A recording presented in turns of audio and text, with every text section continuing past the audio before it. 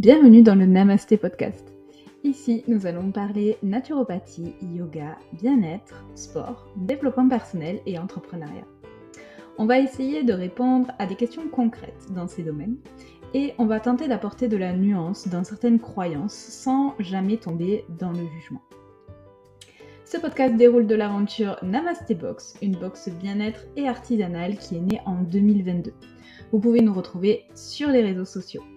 N'hésitez pas à noter 5 étoiles sur Spotify et sur Apple Podcast et à laisser vos commentaires, cela nous aide beaucoup à développer la chaîne.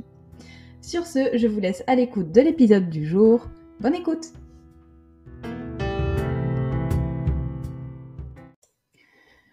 Pour la première fois dans ce podcast, je ne serai pas toute seule derrière le micro. En effet, je reçois aujourd'hui Delphine qui possède une boutique sur Béziers qui s'adresse à toutes les personnes sous traitement anticancéreux, radiothérapie ou chimiothérapie. Elle leur propose un large choix de vêtements adaptés, de cosmétiques, ainsi que des prothèses, de la lingerie ou des maillots de bain. Delphine a créé cette boutique il y a quelque temps et le définit comme un lieu sans connotation médicale, qui serait un lieu d'apaisement et d'échange. Nous allons parler durant cet épisode de l'entrepreneuriat et plus particulièrement des femmes dans le milieu de l'entrepreneuriat. Est-ce que c'est un handicap d'être une femme? Comment cela est vécu dans nos sociétés d'être une femme qui investit et qui monte un business? Vous trouverez à la fin de l'épisode et dans les notes de l'épisode tous les contacts pour venir rencontrer Delphine dans sa boutique. Sachez qu'elle propose également des visites à domicile pour les personnes qui ne peuvent pas se déplacer. Je vous laisse à l'écoute de cet épisode. N'hésitez pas à mettre une note de 5 étoiles et un commentaire si vous écoutez cet épisode sur Apple Podcast et sur Spotify également. Il me semble que vous pouvez maintenant noter les épisodes. N'hésitez pas à nous poser des questions dans les commentaires, on essaiera d'y répondre si c'est possible. Et je vous souhaite une belle écoute et on se retrouve après l'épisode. Bonjour Delphine, est-ce que tu pourrais te présenter et nous expliquer d'où tu viens et pourquoi tu as décidé de changer de carrière? Donc moi, c'est Delphine, j'ai 43 ans et je suis une ancienne secrétaire médicale de l'hôpital. Et j'ai décidé d'ouvrir cette boutique parce que je me suis rendu compte qu'il y avait un manque de produits de bien-être pour certains patients, en cancérologie surtout. Et il y avait un manque aussi en termes de localisation, parce que là, on est sur Béziers. Est-ce qu'il manquait justement sur Béziers ce type d'établissement ou Oui, sur Béziers, mis à part quelques pharmacies qui font quelques produits, on ne trouve pas les produits qu'il y a à la boutique. Il faut aller soit sur Montpellier et soit sur Toulouse. Ah ouais, donc ça fait très loin, surtout pour des personnes en soins. Oui. Et qui sont fatiguées. Les gens ne retournent pas sur Montpellier, par exemple. Ouais. Les gens restent en local et moi, ce que j'apporte aussi, c'est la vente à domicile, d'aller directement chez le patient. Ah, ça, c'est vraiment bien. Ouais. Et puis, du coup, quand tu reçois à la boutique, c'est assez cocooning. Je sais que tu prends des rendez-vous pour que les personnes soient vraiment toutes seules, que tu puisses leur expliquer, etc. Oui, c'est que sur rendez-vous. Ça permet aux patients d'avoir un petit moment privilégié, de pouvoir parler de pathologies qu'ils n'oseraient sûrement pas dire en pharmacie avec 10 personnes derrière. C'est ça, au comptoir où on attend, où on est un peu pressé, où c'est pas toujours très pratique. Donc ici, c'est vraiment un endroit, un lieu où on prend le temps de discuter, on prend le temps de connaître l'histoire du patient. Et puis, c'est vraiment un moment que pour lui. Et puis, du coup, j'imagine que tu as une expertise où tu peux mieux leur conseiller certains produits avec plus d'individualisation peut-être? Oui, parce qu'ils parlent beaucoup plus, la parole est beaucoup plus libérée. Donc, du coup, on va vraiment au fond du problème et ils osent se mettre à nu. Voilà. Ouais. Ça, c'est hyper important parce que c'est vrai que moi, je savais même pas qu'on pouvait aller acheter des perruques ou des choses comme ça en pharmacie. Et je trouve ça fou parce que essayer des perruques en pleine pharmacie ou quand c'est souvent le rush, qu'il n'y a pas forcément beaucoup de personnel ou... Il y a un genre de la maladie pas tout à fait encore démocratisé. On a souvent on est gêné par le regard des autres surtout. alors que dans un endroit un peu plus privilégié, à l'abri un peu des regards, on ose oser, on ose essayer plein de choses, on ose poser des questions, on a le droit de pleurer, de rigoler, voilà. Ouais. Oui, c'est sûr que pour le patient, ouais. mais vraiment que pour lui. Et du coup, quel a été ton déclic pour basculer du CDI à l'hôpital où du coup, tu es quand même dans la... t'es rassurée, t'as ton poste, à je monte ma société et je me lance dans quelque chose qui est complètement nouveau. Le déclic, ça a été le Covid. Ok, voilà. Comme beaucoup de personnes finalement. Où j'ai trouvé qu'il y avait un manque, une déshumanisation de l'approche du patient. Et puis d'avoir envie de m'occuper du patient comme j'avais envie en fait. Si j'avais envie de rester un quart d'heure avec lui, je reste un quart d'heure. Si je vais y passer 1h30, je reste 1h30. Voilà. D'avoir ce côté-là, cette liberté de faire, de m'occuper du patient comme je l'entends. Oui, de vraiment être dans le prendre soin et d'avoir vraiment un sens à ton métier. Et ouais. Donc en fait, toi, ça a été le Covid et j'imagine qu'entre la prise de décision de vraiment te lancer là-dedans et où tu commences tes démarches, il y a eu aussi peut-être un petit peu de réflexion de ta part. Est-ce que tu as eu peur Alors, j'ai eu peur parce qu'on part un peu dans l'inconnu. Il n'y a pas beaucoup de boutiques comme moi. On est aujourd'hui 6 en France, donc on n'a pas beaucoup de recul. Bientôt, on sera 8. Il y en a 2 autres qui se montent en Bretagne et en région parisienne. On n'est pas nombreuses, donc du coup, on n'a pas trop de recul et puis on ne fait pas tout pareil. Donc, c'est un peu difficile. Et puis, de perdre une sécurité d'emploi aussi, c'est pas évident. Non, c'est sûr. C'est ce qui fait le plus peur, en fait. Oui, de partir un peu dans l'inconnu.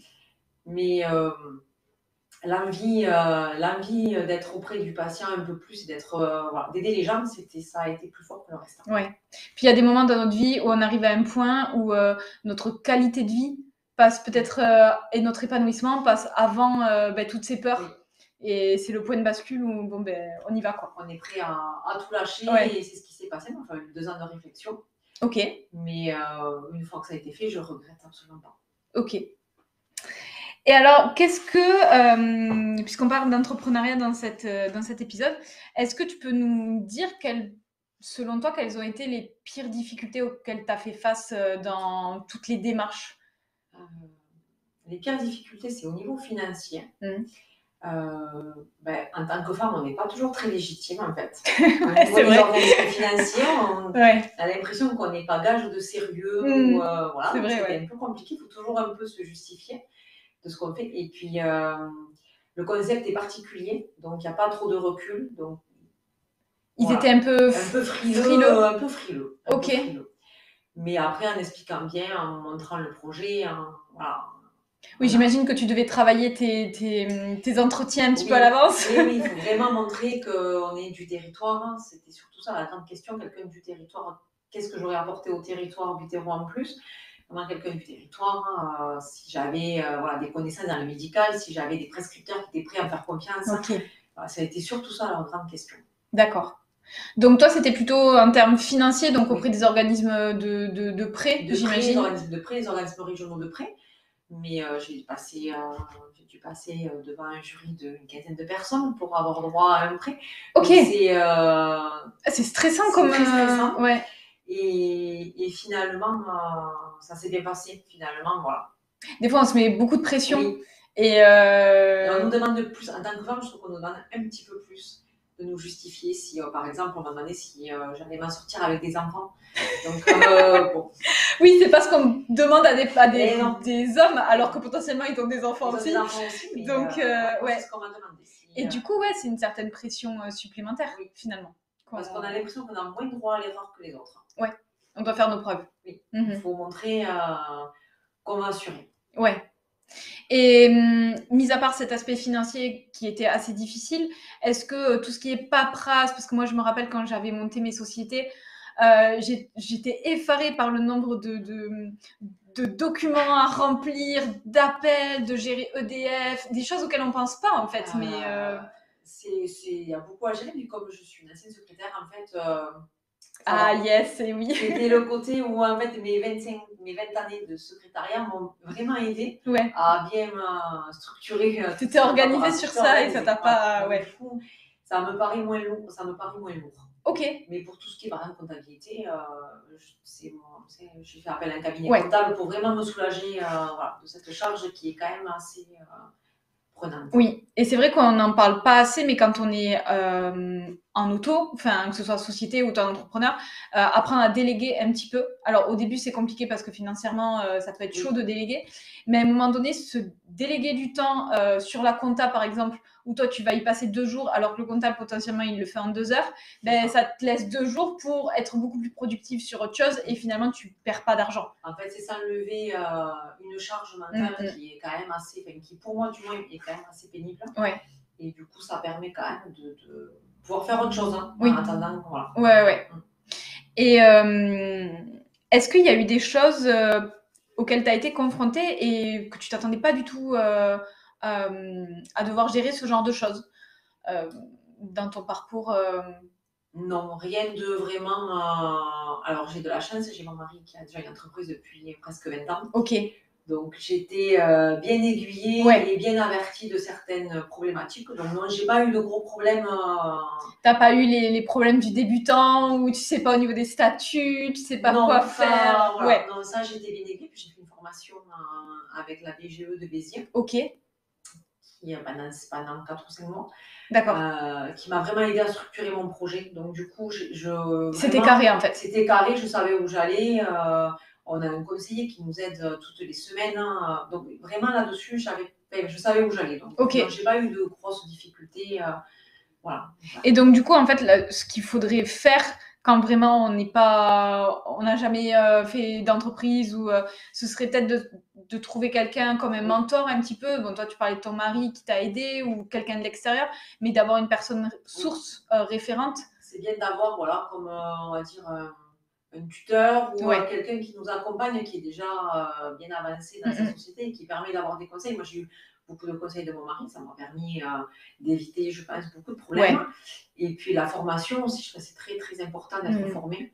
Et ça nous forme surtout, la formation à la BGE, elle était surtout en fait sur la communication, sur la comptabilité, les statuts, le juridique. Tout ce qui peut t'arriver sur la tête. Tout ce qui peut, en fait, ça nous permet d'anticiper. Et ça c'est hyper important. Vraiment, très très bien. Ben, c'est vrai que moi j'ai eu un café pendant un moment que j'avais monté avec un ami et lui était très averti sur les sociétés, etc. Il avait déjà des sociétés et c'est vrai que je n'ai fait que lui dire que sans lui, je n'aurais pas pu le faire. Alors peut-être que je me mets des barrières mentales, mais ça aurait été beaucoup plus compliqué parce que lui, comme tu disais, savait que là non, il faut pas faire ce papier en premier, il faut faire celui-là. Là, t'inquiète pas, les statuts de société, c'est moi qui les fais. Non mais là, il faut gérer EDF, machin. Est-ce que tu as pensé à ça? Enfin, plein de petites choses auxquelles tu te rends compte que si tu les as pas anticipées et que tu te retrouves le nez dedans, ça peut rapidement devenir une source de stress énorme. Des fois, je trouve aussi de se rassurer, d'avoir quelqu'un au-dessus ou à côté, ça permet des fois de poser la question, est-ce que ça, je le fais bien? Est-ce que c'est dans ce sens-là qu'il faut le faire? Et puis, ça permet de se rassurer et de ne pas être lâché comme ça dans la nature. Ouais. Et c'est vrai que ça, je pense que c'est très, très important.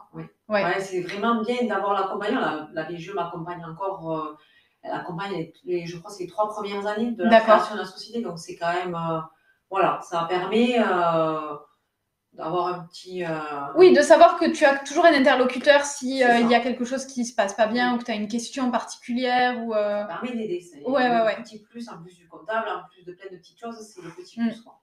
Donc en fait, il faudrait vraiment s'entourer des bonnes personnes, enfin en tout cas trouver les bonnes personnes pour s'entourer quand on veut se lancer. Et est-ce que tu penses, parce que moi c'est quelque chose, comme tu disais, et je l'avais ressenti aussi, que ça peut être un handicap entre gros guillemets, d'être une femme quand on veut se lancer comme ça dans l'auto-entrepreneuriat ou les sociétés Alors, un handicap mineur, oui, je pense, parce qu'on est obligé de se justifier tout le temps, en fait. On a l'impression, moi j'ai vraiment eu l'impression que je n'étais pas légitime. Et il faut se justifier du pourquoi on a des enfants, si on va encore avoir des enfants, si on va arriver à gérer, si un enfant est malade. En fait, la grosse question, c'est si vous avez des enfants, est-ce que vous allez pouvoir gérer? Alors que ça ne devrait pas rentrer en compte. Pas du tout. Puisque je travaillais avant. Donc, et personne t'a demandé quand tu étais en CDI.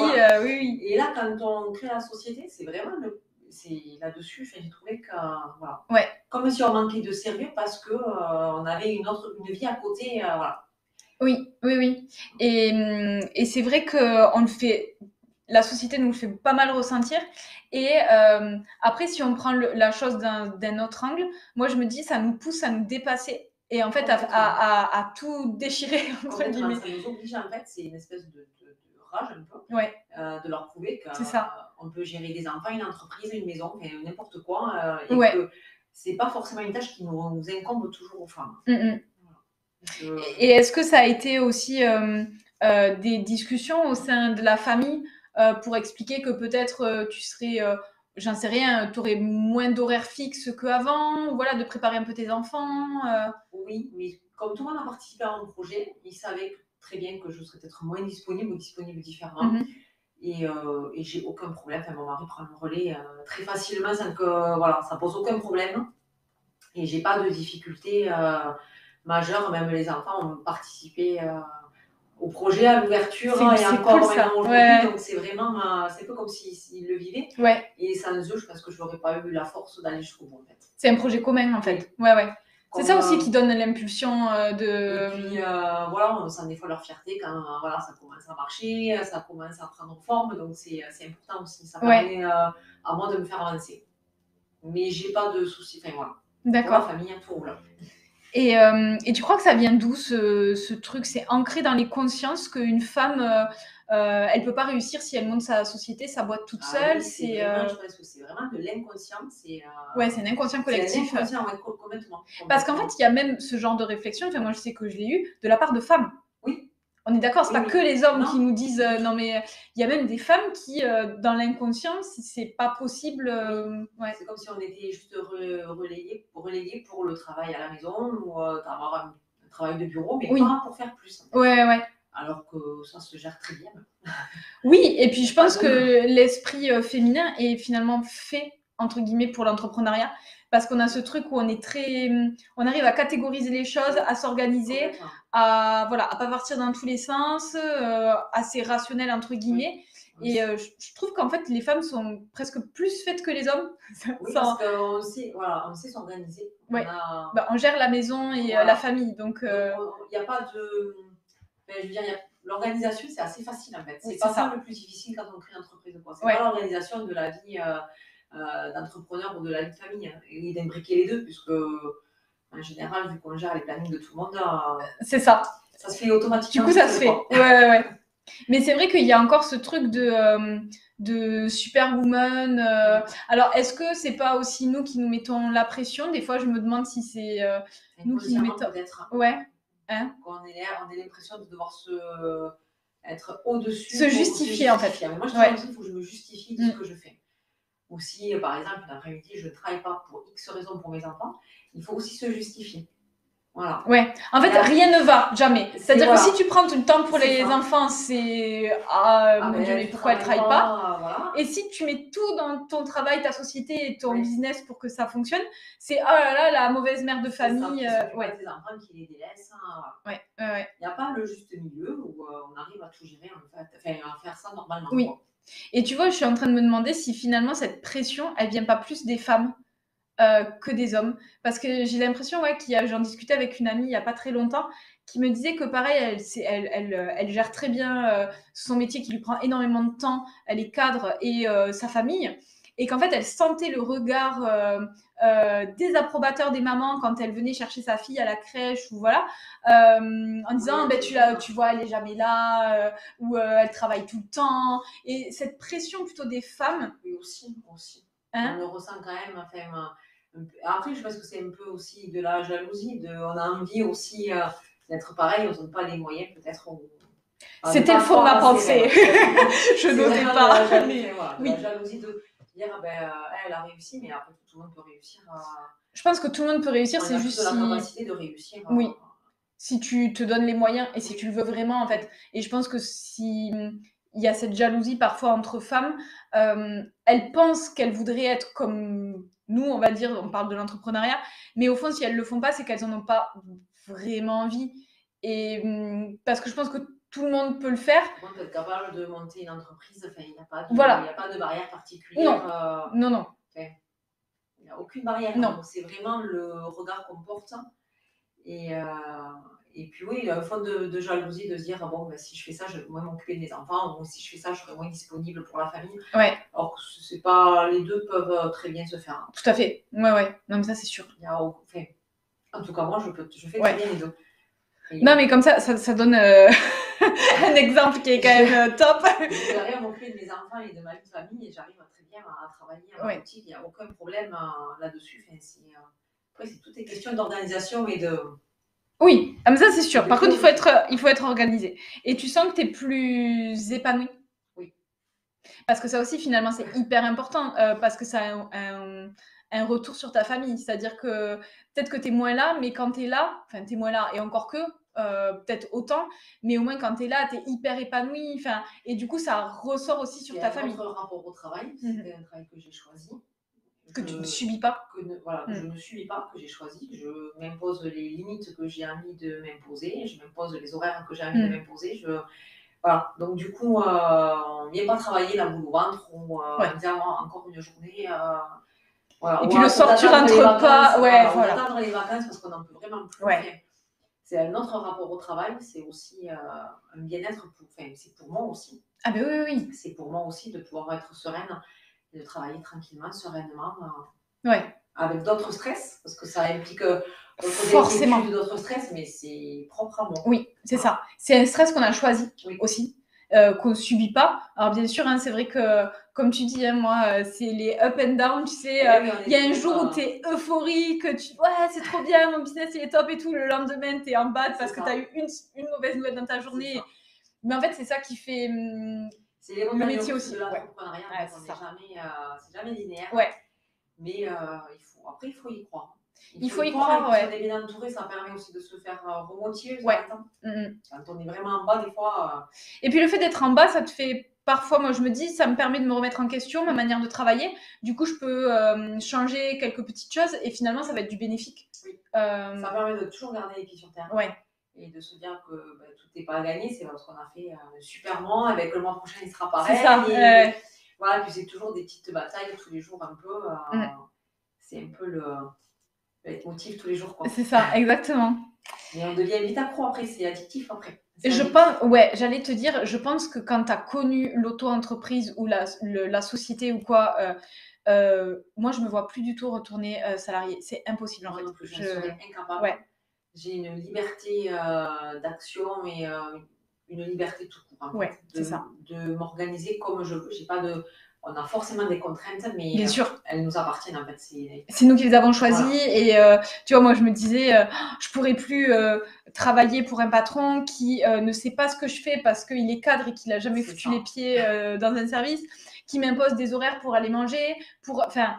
En fait, j'estime que je suis assez autonome et que je connais assez mon métier pour me gérer et savoir quand est-ce que je peux me poser ou que je peux pas et que je suis... Voilà. Et c'est vrai que j'ai l'impression qu'en fait, le salariat à l'heure actuelle, c'est un peu c'est infantilisant. En fait, on traite les adultes comme des enfants.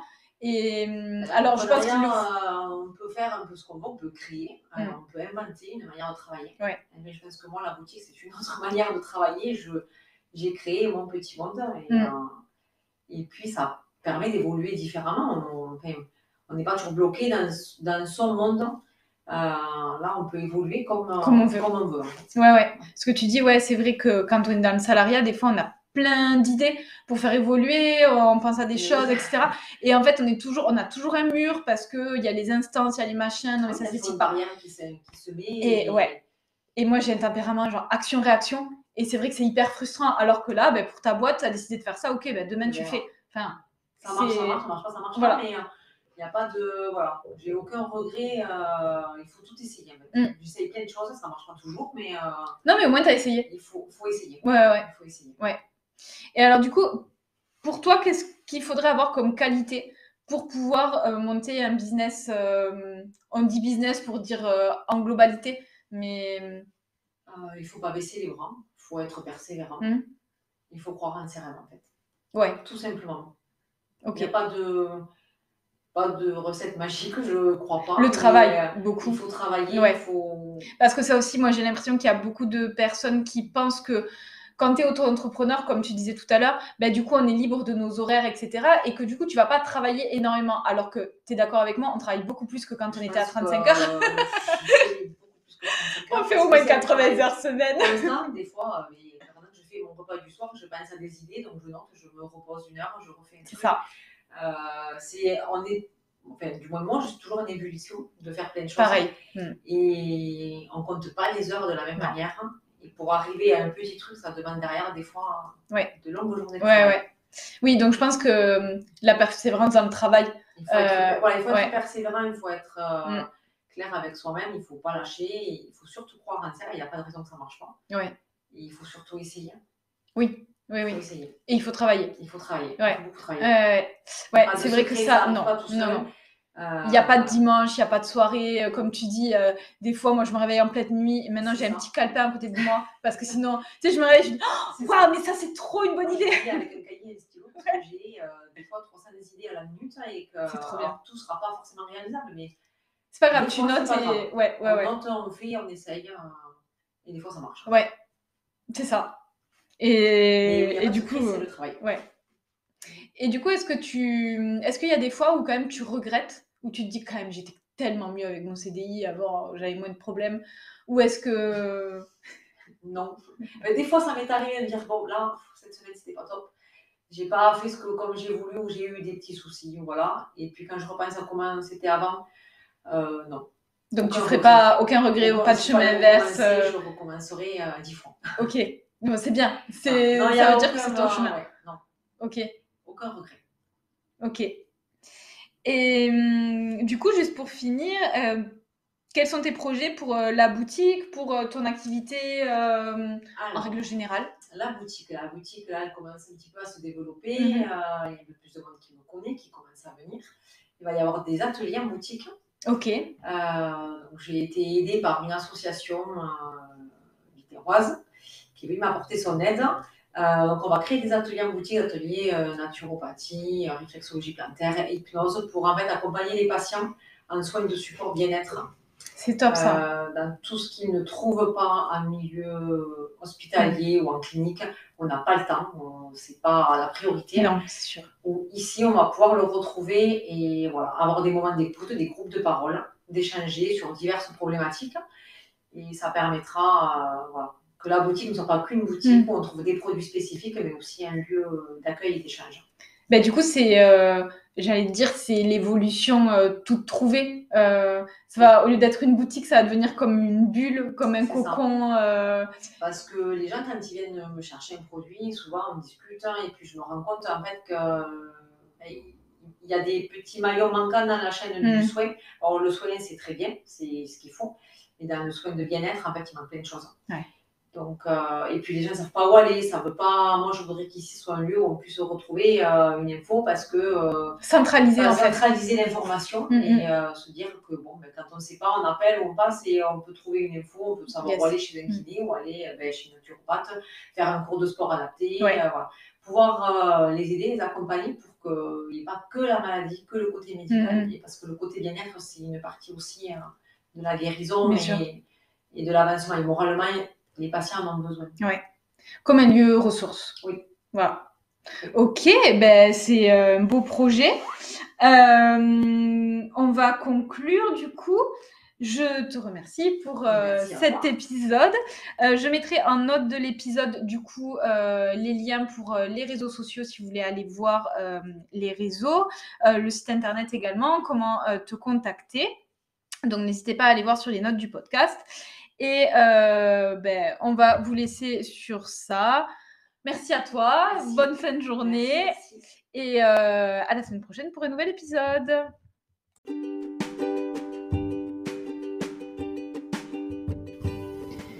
Si tu as aimé l'épisode, n'hésite pas à t'abonner à la chaîne, à laisser 5 étoiles et à commenter.